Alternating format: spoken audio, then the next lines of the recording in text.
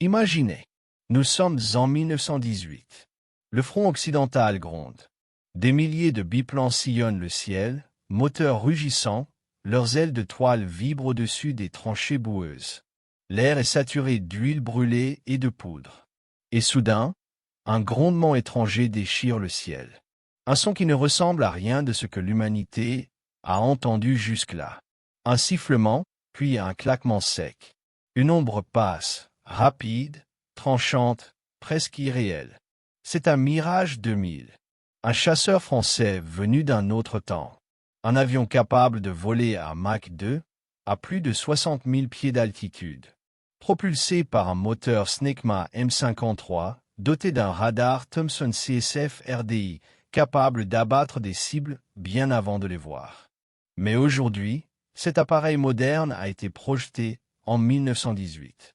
Au-dessus de la Somme. Seul, face à 500 biplans. À bord, le capitaine Moreau, pilote de chasse français, habitué aux opérations modernes, au radar, à la précision numérique. Mais ici, tout est différent. Pas de GPS, pas de liaison de données. Seulement le ciel, brut, peuplé de centaines de points noirs qui montent à sa rencontre. Les albatros des points V, les Fokker Docteur .I et les Sop-8 Camel se battent avec des mitrailleuses à cadence lente, portées par des ailes fragiles. Ils volent à 180 km/h. Le Mirage, lui, peut voler 10 fois plus vite. Lorsqu'il passe en supersonique, l'onde de choc arrache presque les ailes de plusieurs biplans. Certains se disloquent sans même comprendre ce qu'ils affrontent. Le radar du Mirage s'allume. Une pluie de points rouges sur l'écran. Le capitaine verrouille une cible. Un missile Magic 2 s'élance. Un éclair blanc, puis le silence. Un biplan disparaît. Puis 2. Puis 10. C'est un massacre. Mais le ciel de 1918 n'est pas celui de 2025. L'air est dense, l'altitude réduite, et le carburant du Mirage, limité. Chaque post-combustion vide son réservoir à vue d'œil. Le capitaine Moreau le sait, il ne lui reste que 20 minutes de combat avant de tomber à sec. Alors il descend. Il engage. Les biplans, malgré leur lenteur, commencent à comprendre. Ils ne peuvent pas rivaliser en vitesse, mais ils peuvent saturer le ciel. 500 avions tournoyant, plongeant, mitraillant, créant un nuage vivant où l'avantage technologique s'effrite.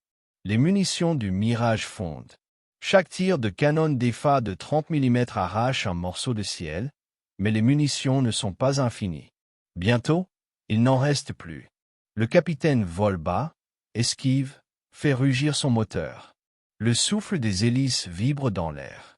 Le ciel, saturé de fumée, devient une danse absurde. Un avion du futur contre une nuée du passé. Un tir chanceux touche la queue du Mirage. Un impact minuscule, mais ici, tout compte. Les alarmes s'allument. Le pilote jure. Le Mirage tangue, perd de l'altitude. Il vole encore, mais plus pour dominer. Pour survivre. Sous lui, des tranchées, des hommes qui lèvent les yeux vers ce monstre de métal argenté, silencieux, blessé. Un avion dont ils ne comprendront jamais la nature. Un fragment du futur venu mourir au-dessus de leur guerre.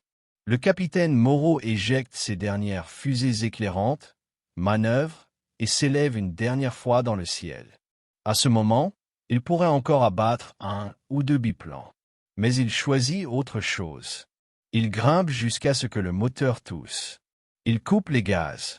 Le Mirage glisse, silencieux, avant de disparaître dans les nuages.